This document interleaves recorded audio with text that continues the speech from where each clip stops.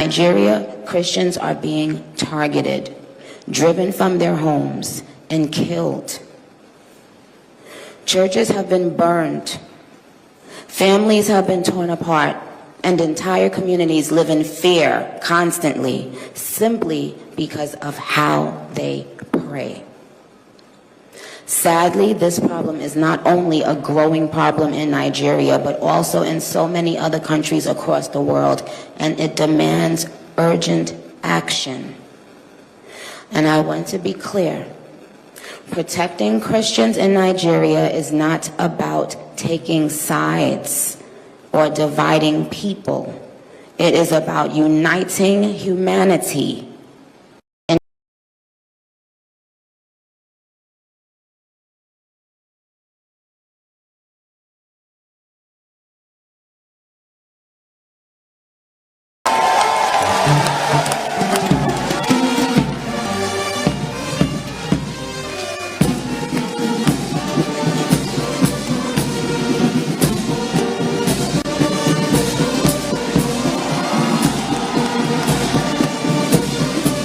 Merci, merci.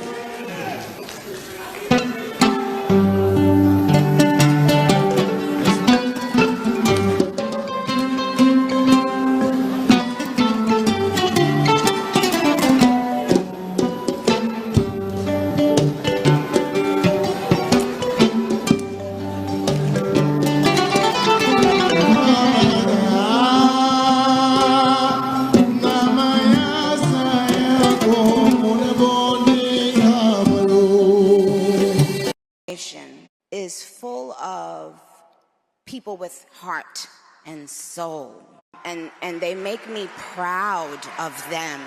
Our vice president, he makes me, well, I love both of them, but they're both powerful men, smart, strong, all of that, but both of them have a very uncanny ability to be someone that you relate to. I can relate to them. When I hear them speak, I know that they're one of us. Like, I know that they're not. Don't you guys agree? They haven't lost touch of the world. You know, they're still connected to the world and what's happening in the world, with the younger people and older people, with the richer people and not so rich people. They have the ability to still connect and be real and make us feel proud to be American. Hello, dear brothers and sisters. Hello, dear parents.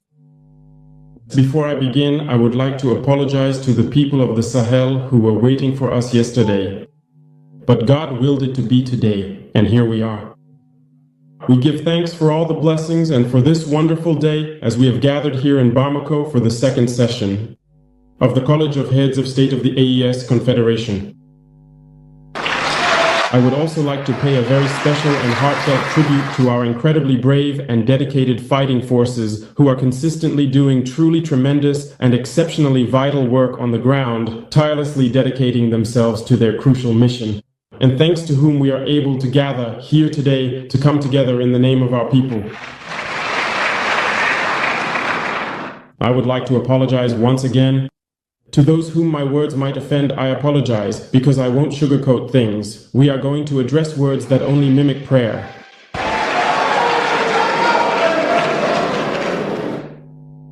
You have all certainly heard of the significant and impactful Arab Spring, that profound phenomenon which dramatically shook the entire geopolitics of the Arab world, commencing from the Maghreb region in Africa all the way across to Asia, which manifested itself with often disastrous consequences, deaths and divisions in some places, and unprecedented political upheavals in others. And I think that all Africans should understand what this phenomenon is, where it comes from, and what needs to be done to protect themselves from such a phenomenon. Unfortunately, we regret to note that some Africans are not waking up. And what I want to say is just my own thought, my analysis, which is that there is something coming to West Africa that I have called the Black Winter. The Black Winter is coming. It will be a very, very cold winter indeed. A truly bloody winter. A profoundly deadly winter. You might understandably ask me why. Well, let me explain.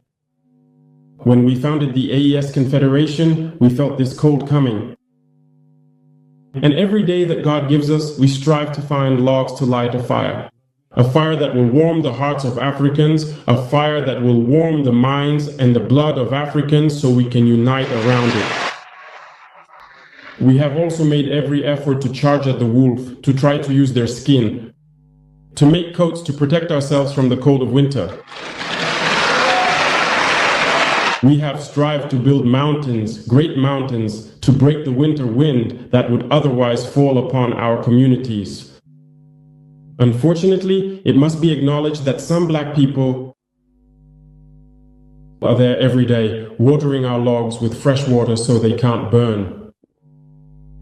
They turn into wolves to make sure that we, the wolf seekers, cannot catch the wolf by surprise. When we want to build our mountains, they break the stones so that we cannot succeed. Yet winter is coming. And when winter comes, should we allow those who fought against us to come seek shelter with our coats that we made, the mountains we built to protect ourselves from the winds, or even to warm themselves with us around the fire? That is the question we must ask ourselves. So what will become of Pan-Africanism when winter comes? Winter will come because war is spreading to West Africa. The imperialists are doing everything they can to set West Africa ablaze. But from the highest levels of the state to certain segments of the population, either we pretend not to see the danger coming, or we ourselves are complicit in what is about to happen. Chaos could take hold. I said could take hold. A lot of people could die. We will slaughter each other in such a horrific way that, during that time, they will be there looting our resources and imposing their will. And those who survive this tragedy will have only two choices. Either unite forever against imperialism, or resign themselves to being slaves until they disappear. So we must prepare ourselves for the winter, the dark winter that is coming. We cannot understand that there are black people in West Africa, here. Pray to God that the terrorists kill black populations. We cannot understand that cowardly heads of state hide behind the media, so-called media, to discourage, insult, and stir up hatred among the people. The individuals who sit on their platforms who, from morning till night every day, spit their toxic venom to stir up hatred between communities are generally very nasty. With their miserable faces, they don't know what else to do, that's all. Look at them closely. They're there with the eyes of wild fruit flies, spitting venom every day. They seek to divide communities. On social media, they're there, and there are many of them. Why is it that we, black people, try to cultivate hatred among ourselves, and out of hypocrisy, we call each other brother? We need to be able to tell each other the truth very bluntly, even if it offends. We'll apologize, but we need to wake up. Why are black people often like this? Why can't we truly see impending danger coming, unite effectively, and genuinely warn each other about potential threats? Why do our collective actions sometimes make us face these significant dangers and inherent risks? Is it to tragically decimate ourselves? Others have closed their ears. They pretend not to hear the politics of study. Some peoples are content to remain colonized. They like this domination. If they're not calling on the imperialists, they're saying, come colonize us. We love being your slaves. We often ask ourselves questions when we see these reactions. These so-called brainless intellectuals who spend all day engaging in debates with no dignity, with complete dishonesty, as if we can't see the reality of the examples right in front of us. There are plenty of examples. When democracy does certain things that go against the very rules it sets, it turns a blind eye to them. But they're quick to call us kids or puppets. But be sure of one thing, we are united, and we will remain united. And we must open our eyes. The AES will evolve. Not everything is necessarily perfect. Not everything is moving at the pace we want. But we are moving forward calmly, and we will reach our goal. And when winter comes, if we must go through winter to be free, to be united, we pray to God. So be it, and may He protect our people. Otherwise, one thing is certain, the AES will prevail, the AES will grow. Stay calm, because we have faith in our people. We trust you, and we know that no manipulation can divide us today. No manipulation can make us hate other people. No manipulation should lead us to retaliate in a violent or physical way against those individuals who have understood absolutely nothing. Stay calm. Do not retaliate physically. We will respond through communication until they themselves change their approach, and we will also respond according to their actions. Stay calm. God will protect AIS.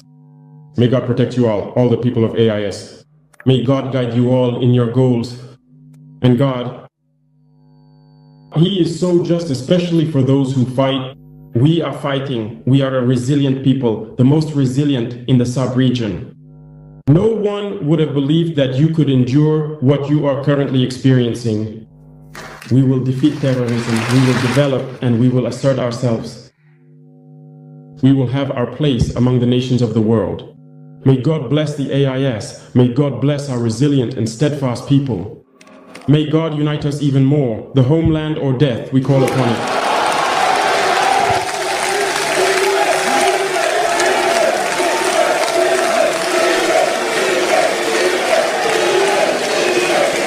Thank you. Niger has the United States and France in shambles after kicking out both countries over the span of the last few months. After ousting the previous puppet of the West, we now have an anti-colonial government in Niger that has no tolerance for United States and French influence. This is a huge blow to the United States and the West because Niger has been a strategic military location used by France and the United States during their counter-terrorism operation. In fact, the United States is now forced to close a $100 million drone facility that they just made in Niger last year. Just fantastic use of our taxpayer dollars, by the way. The West has been so concerned with Niger's new anti-colonial mindset that they sent Victoria Nuland there as an obvious threat. Victoria Nuland in the West, in their very smug and condescending way,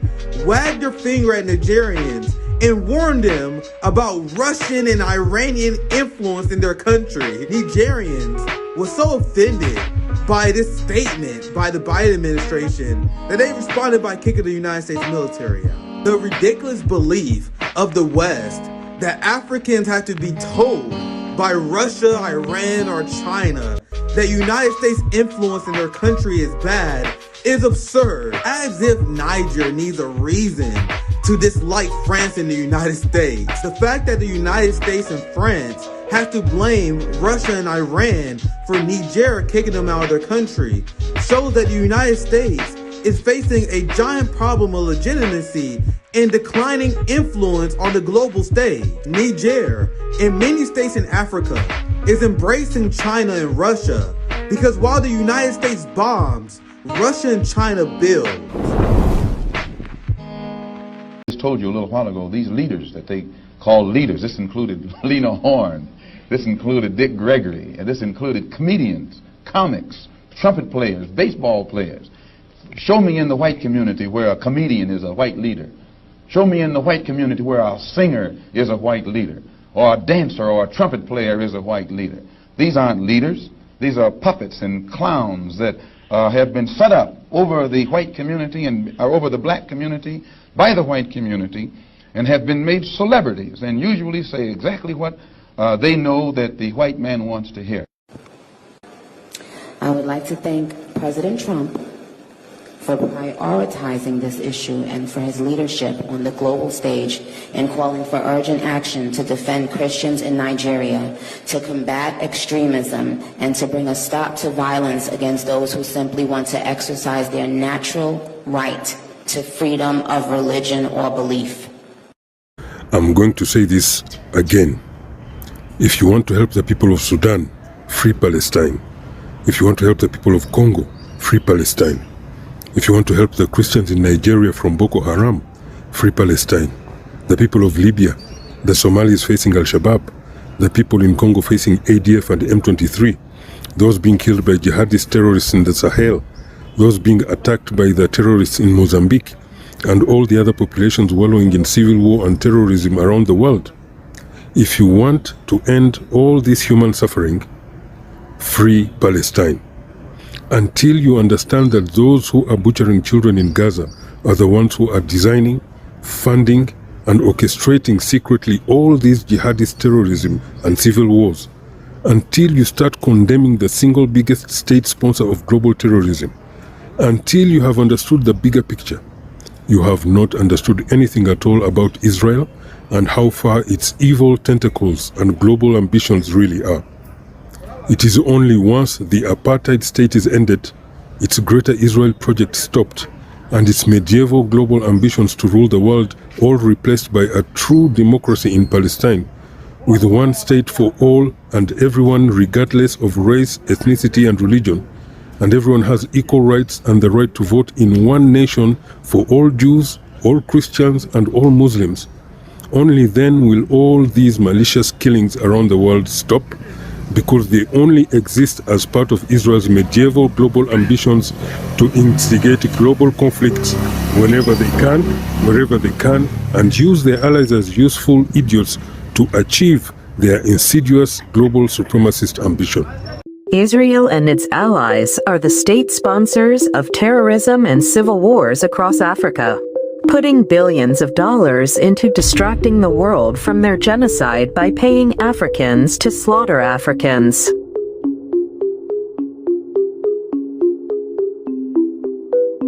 Won't be silenced ever again. We will speak up for Christians wherever they are in this world. Amen. Amen. I don't know if you can see this at home, but she is getting a ton of standing ovations. I love you guys. America attacked Nigeria with missiles on Christmas. Why? Trump put out an ominous post saying he had to do it. And that Christians were begging him to go save them. Because last month, Trump said he's going into Nigeria guns a-blazing, whether they like it or not, and do things to them whether they want it or not. He says this is justified because there's a mass unaliving of Christians. But Nigeria said that's not even happening, so why are you saying that? Trump said it is happening. I have to save them. How do we know they actually got permission to do that? After Trump struck them with missiles, he made a long post about it, and then Pete Hegseth made a post saying, "Thank you for your cooperation in Nigeria." Apparently a news station even called the Pentagon to confirm, and the Pentagon said they got permission. But Nigeria hasn't said anything about this, so no one knows if it's true. Because Pete Hegseth is the same person unaliving people in international water. Unaliving over 80 people from Trinidadians to Colombians and more. And he claimed that's justified because they had illegal substances in their boats, but he didn't know for sure. He provided no proof, and civilians got struck in the crossfire. So he potentially struck another country without authorization from anybody? According to Pete Hegseth, yes, but not from Nigeria. Because it doesn't make sense that they will cooperate when they already said there's no mass unaliving of Christians in their city. They have the data to support that from professional organizations. That information is also available to Trump, so they don't know why this is happening. How about we stop sending missiles anywhere and focus on our own country for 1 second? We have to focus on other countries instead of around 2024. Nigeria, Christians are being targeted, driven from their homes, and killed. Churches have been burned. Families have been torn apart, and entire communities live in fear constantly, simply because of how they pray. Sadly, this problem is not only a growing problem in Nigeria, but also in so many other countries across the world, and it demands urgent action. And I want to be clear. Protecting Christians in Nigeria is not about taking sides or dividing people. It is about uniting humanity.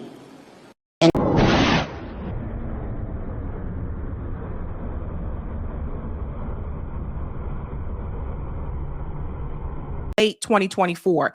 This is the part I think a lot of people who are not engaged politically day to day are not aware of. This is why I say they're protecting Christians is BS, because you literally have Jolani, who is there slaughtering Christians in Syria, and Donald Trump 100% supports and backs what he's doing. This is why you need independent media to call these things out. The terrorists in Nigeria are a direct result of the U.S. overthrow of Libya. Likewise, using al-Qaeda terrorists, both the Obama and Biden and now Trump administration all support. Since the average Trump supporter gets their news from Fox and Breitbart or Newsmax, which has told them none of this, they are likely blissfully supporting all of these new wars, despite many voting for Trump to end America's decade-spanning global murder spree. And that was Trump there with Jolani at the White House. This guy is killing Christians in Syria. This is the BS radar, ladies and gentlemen. But a lot of people, again, if you're not watching independent media and you're only watching like corporate media, if you're only watching Fox News, you're not going to know about this. They're not going to dive into all of that. That's why independent media is so important. So it's a trick. It's a similar trick that was used about the weapons of mass destruction. When I say we have a gangster's paradise, and I say like we really have these people, a cabal of people, the wealthy and the powerful that are running things and that are calling the shots and can ultimately lead to our very destruction. This is what I'm talking about. The billionaires, which Trump is one of them. The people who go along with Jeffrey Epstein or went along with him. This whole elite bubble of people calling the shots and making decisions. And they have been fooling and tricking people for a long time. My fear with this one is I think a lot of Christians are going to fall for this one. I really do. And you need to tell them, why aren't you saying anything about the Christians being killed in Syria? Why aren't you saying anything about the Christians being killed in Israel? The churches that were bombed. Why aren't you saying anything about that? Why isn't your Lord and Savior and hero, Donald Trump, saying anything about the Christians being killed in all these other countries? That's the BS radar, guys. Now, Nico House, comrade, Nico dived into this very well. He saw it for what it was. Listen to this. Donald Trump is considering putting boots on the ground in Nigeria. He's considering doing so allegedly because of this unique event of Christians being killed by Muslims, specifically the terrorist organization Boko Haram. Now we know that's some bullshit. We already know. However, there's also been a knee-jerk reaction from anti-imperialists that insists that this is strictly about gold and oil. And I'm here to tell you it's a little bit more complicated than that. First of all, let me be clear. This idea that Christians are being killed and therefore that should be a valid excuse for us to invade Nigeria is bullshit. Because despite what people might believe, although Christians have been killed over the last several years, there have been more Muslims killed in Nigeria than Christians. And the Trump administration nor any Western institution has had anything to say about it. And you don't hear Nicki Minaj saying anything about that. So pay close attention, folks. The fact of the matter is Christians from the South and Muslims from the North have been beefing in Nigeria since at least the 90s nonstop. And Boko Haram, the terrorist organization responsible for killing both Christians and Muslims in Nigeria, was funded and financed by the US. We already know. So now that we know that this really has nothing to do with Christianity or protecting Christians, we can go and address the other part, which is it must be about oil and gold. So we're seeing another example of the US government funding direct conflict in another country. We've seen this happen time and time again. So this is the part where I think, again, a lot of people are missing.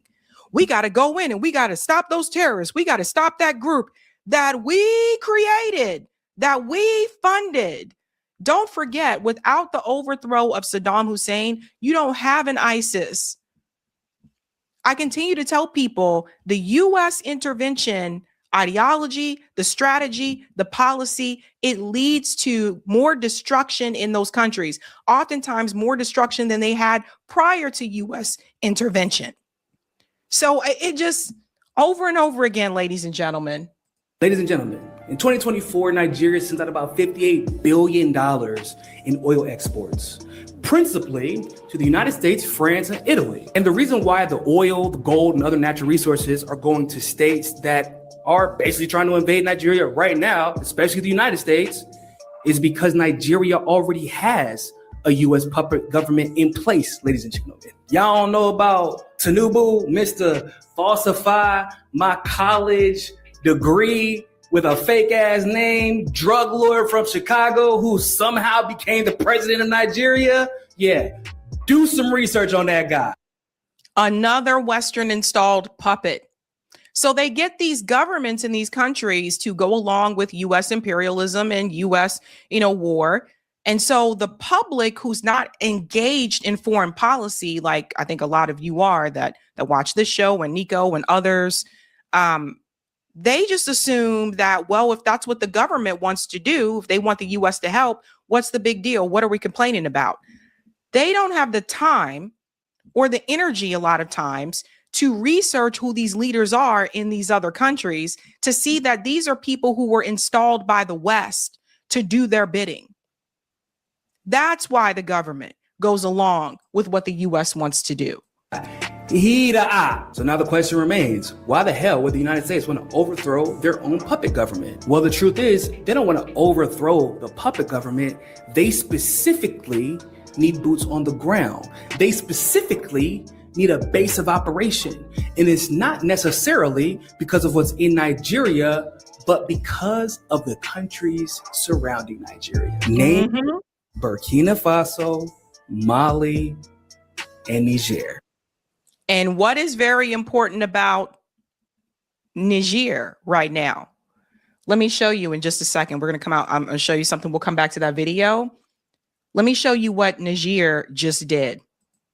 Niger issues a total and complete ban on issue of visa to all U.S. citizens and an indefinite ban on entry for nationals of the United States. This is an urgent retaliation to the U.S. Niger suspends access to its territory for American nationals. Access to its territory for American nationals. Based on the principle of reciprocity, this decision is part of a dynamic of affirming national sovereignty and translates Niami's assumed evolution in the conduct of his diplomatic policy. Sorry, I can't talk today. So that was just announced. They are not playing around. So Niger, and remember Burkina Faso, we all have talked about Burkina Faso multiple times where they said the American and the French, get out of our country. We're going to run our own country. You're not going to have anything to do with this. We've talked about what's happening in Burkina Faso. So it's very clear what's happening here. And there's Nigeria. Let's continue. Otherwise known as the AES. In case you haven't been paying attention over the last couple of years, the AES was successfully able to kick out France and NATO powers. And they've been able to successfully repel all of the terrorist threats that basically NATO funded to overthrow the governments that took back their governments from the Western NATO powers. They've been able to do so by creating a union amongst the three: political, economic, and military union. A union that has, by the way, resulted in France crumbling to such a degree that they've had 525,600 prime ministers in the last 5 years because of the economic failures brought about by the fact they can no longer rob the AES states of their resources. These AES states, these Sahel states, have begun to diversify their economy, strengthen their military, and even partner with countries like Russia and China.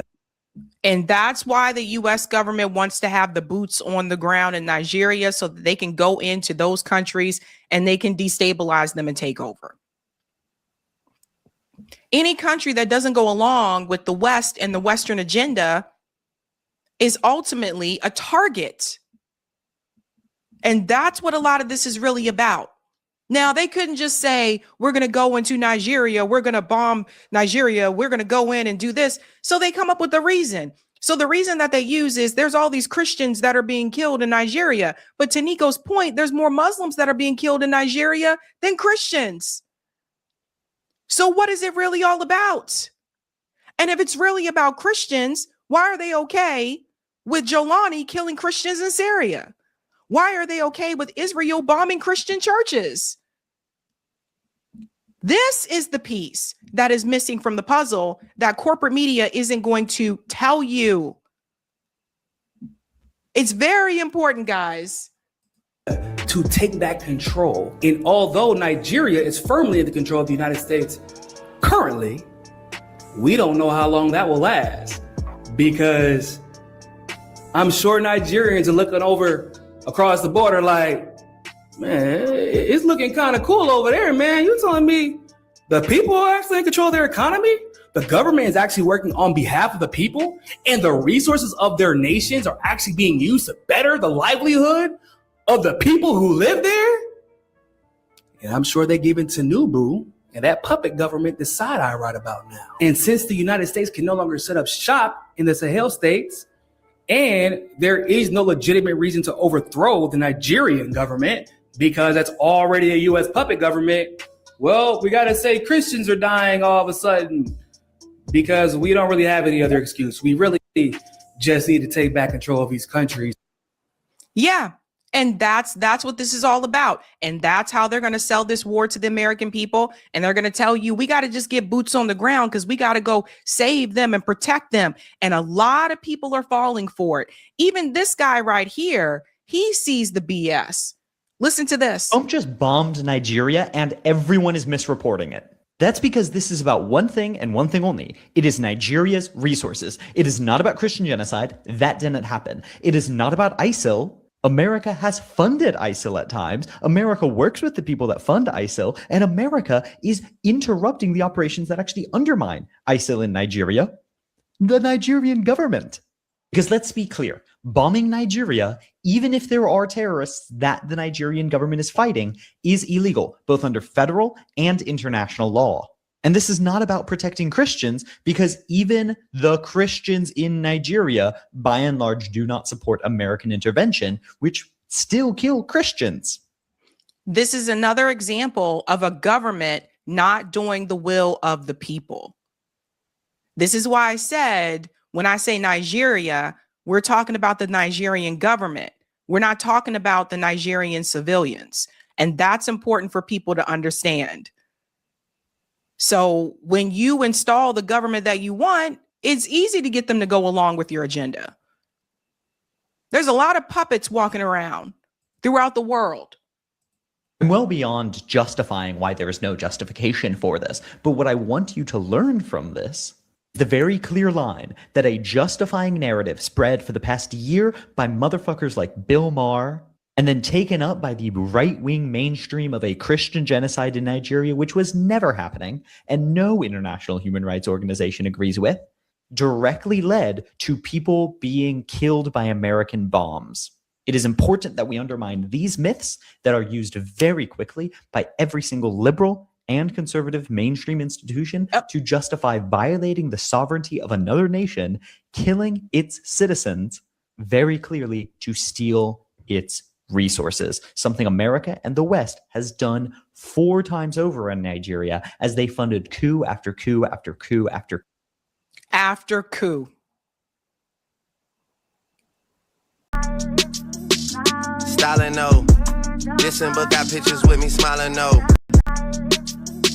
Styling no, listen but got pictures with me smiling no. Do you hear that the U.S. is now bombing Nigeria? Yes, on Christmas Day, when millions of Americans were sitting around their dinner tables celebrating peace and compassion and goodwill, the Trump administration launched airstrikes in northwest Nigeria, getting the U.S. involved in a conflict that poses no threat to the American people. We have to ask, is this Donald Trump's idea of America first? The American people do not want to be dragged into yet another conflict. And this was done without congressional approval, without public debate, without any transparency. The Trump administration says it targeted ISIS-linked militants, and it framed the bombing as a response to attacks on Christians. But Nigerian officials themselves say that the violence in the region affects all communities, Christians and Muslims alike, and that on the ground, local residents describe panic, confusion, fear, as explosions lit up the sky on Christmas night. Families fled their homes not knowing who was being targeted or what would come next. We have no idea who was killed or how many were killed, but we do know that the conflict in this part of Nigeria has been raging for 15 years, and it is driven by extremism, poverty, state failure, and that bombing it from the sky with U.S. bombs will not bring peace. This is simply reckless foreign intervention. It risks deepening the suffering, not ending it. And let's remember the U.S. has been bombing majority Muslim countries for decades, and the result has been chaos, death, and endless blowback. So during this holiday season, when people around the world are calling for peace, let's tell our own government, stop the killing. Won't be silenced ever again. We will speak up for Christians wherever they are in this world. Amen. Amen. I don't know if you can see this at home, but she's getting a ton of standing ovations. I love you guys. I just told you a little while ago, these leaders that they call leaders, this included Lena Horne, this included Dick Gregory, and this included comedians, comics, trumpet players, baseball players. Show me in the white community where a comedian is a white leader. Show me in the white community where a singer is a white leader, or a dancer or a trumpet player is a white leader. These aren't leaders. These are puppets and clowns that have been set up over the white community and over the black community by the white community and have been made celebrities and usually say exactly what they know that the white man wants to hear. I would like to thank President Trump for prioritizing this issue and for his leadership on the global stage in calling for urgent action to defend Christians in Nigeria, to combat extremism, and to bring a stop to violence against those who simply want to exercise their natural right to freedom of religion or belief. The fear that I have for myself, that I need you to protect me from, is co-option. My voice has become more powerful than I intended it to be. And I cannot let these niggas do me like Charlie Kirk, or even worse than that. What if these niggas trip me up somehow, co-opt me, and then make me say the things that they want me to say? Well, we can't have that. So, just in case, we need a code. It's gotta be something that I can say so that if I say it, you know that these niggas got me. And don't listen to nothing that I say after I say those words. But don't tell anybody what it is, but it's gotta be something that, you know what I mean, that I would never say. Oh, I know what the code is. The code word is, I stand with Israel. Thank you very much, and good night.